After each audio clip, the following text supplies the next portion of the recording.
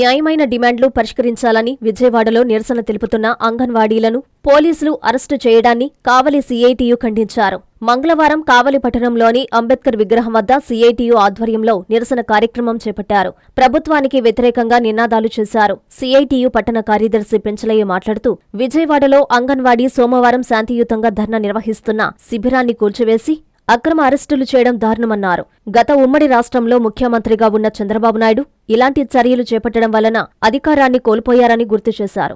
అధికారంలోకి రాకముందు ఇచ్చిన హామీలను నెరవేర్చడంలో కూటమి ప్రభుత్వం విఫలమైందన్నారు. కనీసం 26,000 రూపాయలు వేతనం, గ్రాడ్యుయేట్, వేసవి సెలవులు ఇవ్వాలనే న్యాయమైన డిమాండ్లను నెరవేర్చాలన్నారు. అక్రమంగా అరెస్టు చేసిన వారిని విడుదల చేయాలని, లేకపోతే పోరాటాలు ఉధృతం చేస్తామని హెచ్చరించారు. ఈ కార్యక్రమంలో అంగన్వాడీలు విజయలత, ప్రభావతి, వైశాలి, లక్ష్మి తదితరులు ఉన్నారు.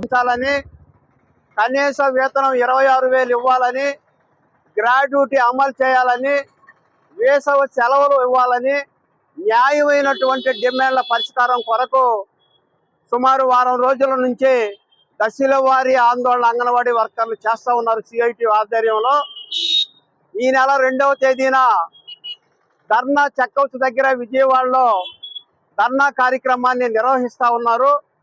ఈ ధర్నా కార్యక్రమం ఇంత పోరాటం చేస్తూ ఉన్నా కింద స్థాయి నుంచి అమరావతి దాకా అంగన్వాడీ సిఐటి ఆధ్వర్యంలో పోరాటం చేస్తూ ఉంటే రాష్ట్ర ప్రభుత్వం మీ న్యాయమైన డిమాండ్ ఏంది అని చెప్పి చర్చలకు పిలిచి మాట్లాడినటువంటి సందర్భం కూడా లేదు. ఈ రాష్ట్ర ప్రభుత్వం, కూటమి ప్రభుత్వం చాలా దారుణంగా ఉంది.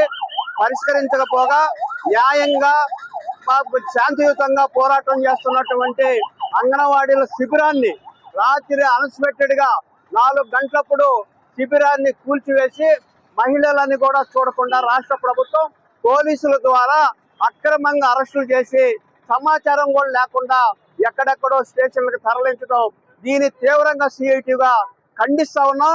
ఇలాంటి సంఘటనలు రాష్ట్ర ప్రభుత్వం ఉపసంహరించుకోవాలని చెప్పి డిమాండ్ చేస్తా ఉన్నాం. గతంలో మేము ఒకటి అడుగుతా ఉన్నాం ఈ రాష్ట్ర ప్రభుత్వాన్ని. గతంలో మన గౌరవనీయులు చంద్రబాబు నాయుడు ముఖ్యమంత్రిగా ఉన్నప్పుడు అంగన్వాడీల మీద ఉమ్మడి రాష్ట్రంలో హైదరాబాద్ లో ఇలాంటి ప్రయోగం చేసి అధికారానికి దూరం అయిపోయినటువంటి పరిస్థితులు చూసాం. ఇప్పుడు కూడా ఈ రాష్ట్ర ప్రభుత్వం, మన ముఖ్యమంత్రి గారు ఆలోచించాలి. అంగన్వాడీలో ఒక కనీస వేతనం 26,000 ఇవ్వాలి, వాళ్ళ గ్రాడ్యుటీ అమలు చేయాలి, సెలవులు ఇవ్వాలి, వేసవి సెలవులు. అక్రమంగా అరెస్ట్ చేసినటువంటి నాయకులను వెంటనే విడుదల చేయాలి. వాళ్ళ న్యాయమైన డిమాండ్లు చర్చలకు పిలిచి పరిష్కరించాలని చెప్పి సిఐటిగా ఈ సందర్భంగా డిమాండ్ చేస్తా ఉన్నాం.